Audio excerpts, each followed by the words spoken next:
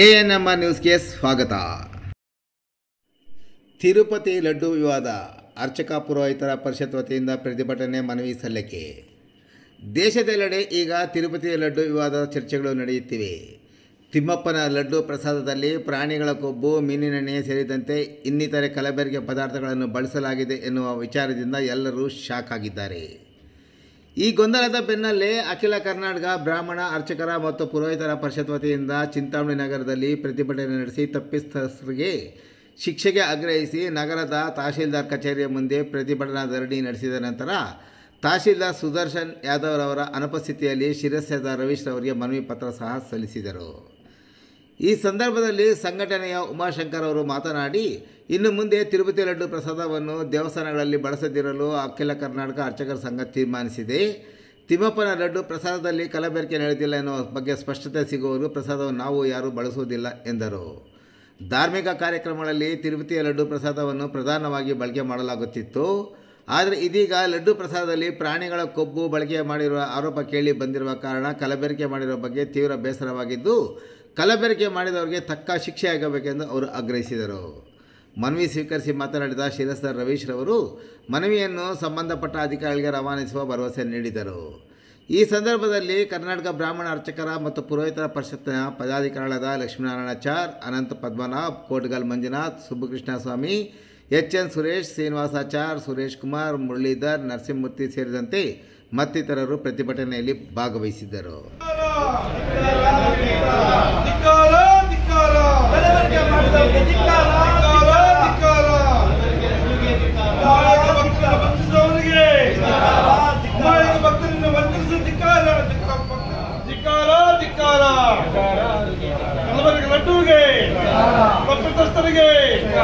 ತಪ್ಪಿತಸ್ಥರಿಗೆ ಶಿಕ್ಷೆ ಆಗಬೇಕು, ತಪ್ಪಿತಸ್ಥರಿಗೆ ಶಿಕ್ಷೆ ಆಗಬೇಕು.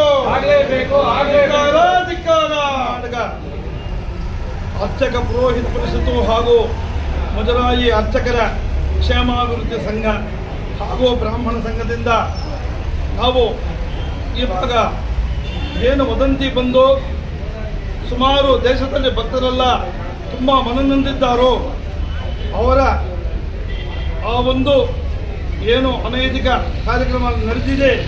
ಯಾಕಂದರೆ ಕಲಬೆರಕೆ ತುಪ್ಪವನ್ನು ಅದು ಕೊಟ್ಟು ಸ್ವಾಮಿಯವರ ಲಡ್ಡುದಲ್ಲಿ ಮಿಶ್ರಣ ಮಾಡಿ ಎಲ್ಲ ಭಕ್ತರನ್ನು ವಂಚಿಸಿದ್ದಾರೆ. ಆದ್ದರಿಂದ ಯಾಕಂದರೆ ಭಕ್ತರನ್ನು ವಂಚಿಸುವ ಇಲ್ಲಿ ನಮ್ಮ ಅನುಷ್ಠಾನಗಳಿಗೆ ನಮಗೆ ಇದು ಕುಂಠಿತ ಆಗಿದೆ. ಯಾಕಂದರೆ ಒಂದು ಹೋಮ ಹವನ ಮಾಡಿಕೊಂಡು ನಮ್ಮ ಅನುಷ್ಠಾನಗಳು ಮಾಡಿಕೊಂಡು ನಾವಿದ್ದೀವಿ. ಅದರಲ್ಲಿ ಭಗವಂತನ ಪ್ರಸಾದ ಅಂತ ಕೊಟ್ಟಾಗ ಪ್ರತಿಯೊಬ್ಬರೂ ಅದನ್ನು ನಾವು ಸ್ವೀಕರಿಸ್ತೀವಿ. ಈ ಒಂದು ಭಗವಂತನ ಪ್ರಸಾದಕ್ಕೆ ನಮ್ಮ ದೇಶ ಅಲ್ಲ, ಇತರ ದೇಶಗಳಲ್ಲೂ ಸಹ ಭಗವಂತನ ಪ್ರಸಾದಕ್ಕೆ ಅಷ್ಟು ವಿಶೇಷವಾದಂತಹ ಸ್ಥಾನಮಾನ ಇದೆ. ಅಂತಹದಲ್ಲಿ ನಮ್ಮ ದೇಶಕ್ಕೆ ಇದು ಅಪಚಾರ, ಇದು ದೇಶದ್ರೋಹ ಮಾಡಿದಂಗೆ ಇದು. ಯಾಕಂದರೆ ಈ ಒಂದು ಪ್ರಸಾದವನ್ನು ಸಹ ಅದನ್ನು ಕಲಬೆರಕೆ ಮಾಡಿ ಭಕ್ತರಿಗೆ ಹಂಚಿ ಸನಾತನ ಧರ್ಮವನ್ನು ನಾಶ ಮಾಡಬೇಕು ಅಂತ ನೋಡಿದ್ದಾರೆ. ಈ ಒಂದು ಸನಾತನ ಧರ್ಮದಲ್ಲಿ ಯಾರೂ ನಾಶ ಮಾಡೋಕ್ಕಾಗೋದಿಲ್ಲ. ಯಾಕಂದರೆ ನೀನು ವಿಷವನ್ನು ಇಟ್ಟರೆ ಭಗವಂತ ವಿಷವನ್ನು ಹೀರಿಕೊಂಡು ನಮಗೆ ಪ್ರಸಾದವನ್ನು ಕೊಡ್ತಾರೆ. ಇದೇ ಪ್ರಕಾರ ಆ ತಪ್ಪು ಮಾಡಿದವರು ತಿಳ್ಕೋಬೇಕು. ಆ ತಪ್ಪನ್ನು ಮಾಡುವಾಗ ಇಂಥ ದೊಡ್ಡ ತಪ್ಪು ಮಾಡ್ತಾ ಇದ್ದೀವಿ, ಇದಕ್ಕೆ ಎಂಥ ಶಿಕ್ಷೆ ಇರಬಹುದು ಅಂತ ಆವಾಗ ಯೋಚನೆ ಮಾಡಬೇಕಾಗಿತ್ತು. ಅವರು ಯೋಚನೆ ಮಾಡಿಲ್ಲ. ಆದರೂ ಒಬ್ಬ ಬ್ರಾಹ್ಮಣನೇ ಅಲ್ಲ, ಪ್ರತಿಯೊಬ್ಬ ಭಕ್ತನನ್ನು, ಯಾಕಂದರೆ ತಿರುಪತಿಗೆ ಹೋಗಿ ಭಗವಂತನಲ್ಲಿ ಪ್ರಾರ್ಥನೆ ಮಾಡಿಕೊಂಡು ಅವ್ರ ಸಂಘಟನೆಗಳನ್ನು ಹೇಳಿಕೊಂಡು ಅವರು ಹರಿಕೆ ಮಾಡಿಕೊಂಡು ಬರ್ತಾ ಇದ್ದಾರೆ. ಪ್ರಸಾದವನ್ನು ಲಡ್ಡು ಪ್ರಸಾದ ತಗೊಂಡು ಬರ್ತಾ ಇದ್ದಾರೆ. ಯಾಕಂದರೆ 17,015ರಿಂದ ಈ ಲಡ್ಡುವನ್ನು ಇದು ಪ್ರಚಾರದಲ್ಲಿದೆ. ಈ ಒಂದು ಲಡ್ಡುವನ್ನು ಪ್ರಸಾದವನ್ನು ತಗೊಂಡು ಬಂದು 16 ಜನಕ್ಕೆ ಹಂಚುತ್ತಾರೆ. ಈ ಹಂಚುವಾಗ ಆ ಲಡ್ಡು ತಿಂದವರು, ಯಾಕಂದರೆ ಆ ಲಡ್ಡು ಪ್ರಸಾದ ಅಂತ ತಿಂತಾ ಇದ್ದಾರೆ ಹೊರತು ಅವರು ಅದನ್ನು ಮದಮಾಂಸಗಳಂತ ತಿಂತಾ ಇಲ್ಲ ಯಾರು. ಇದರಲ್ಲಿ ನೀವು ಕರೆಸಿದ್ರೆ ಏನು ಇದಾಗಲ್ಲ. ಭಗವಂತ ಎಲ್ಲರನ್ನೂ ಕಾಪಾಡ್ತಾರೆ. ಈ ಒಂದು ಮಹಾ ಅಪರಾಧವನ್ನು ಭಗವಂತನು ಭಕ್ತರನ್ನು ಏನೂ ಮಾಡೋದಿಲ್ಲ, ಮಾಡಿದವರು ಮಾತ್ರ ಕ್ಷಮಿಸೋದಿಲ್ಲ. ಇದನ್ನು ನಾವು ಪೂರ್ತಿ ಧಿಕ್ಕಾರ ಮಾಡ್ತಾ ಇದ್ದೀವಿ. ಯಾಕಂದರೆ ಎಲ್ಲ ಅವರಿಗೆ ಈ ಒಂದು ಯಾರು ಇದ್ದಾರೋ ತಪ್ಪಿತಸ್ಥರು ಅವ್ರಿಗೆ ಕಠಿಣ ಶಿಕ್ಷೆ ಆಗಬೇಕು ಅಂತ ನಾವು ನಮ್ಮ ಒಂದು ಪ್ರಭುತ್ವವನ್ನು ಇವಾಗ ಆಂಧ್ರ ಪ್ರಭುತ್ವವನ್ನು ಸಹ ನಾವು ಕೋರ್ತಾ ಇದ್ದೀವಿ. ನಮ್ಮ ತಾಲೂಕು ಈ ಒಂದು ಘಟಕದಿಂದ ಇವತ್ತು ಈ ಒಂದು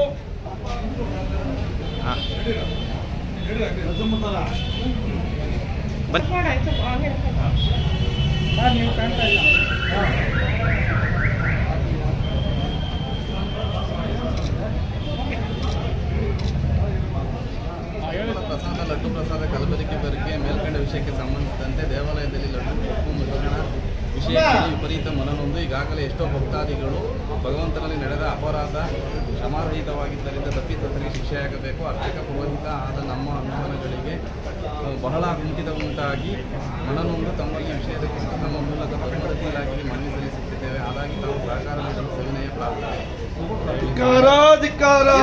ಮನವಿ ಎಲ್ಲರೂ ಸೇರಿ ಕೊಟ್ಟಿದ್ದೀರಿ. ಆ ಮನವಿನ ಇವತ್ತೇ ನಾವು ಜಿಲ್ಲಾಧಿಕಾರಿಗಳ ಮೂಲಕ ನೀವು ಹೇಳಿದಂಗೆ ನಾವು ಧಾರ್ಮಿಕ ದತ್ತಿ ಇಲಾಖೆ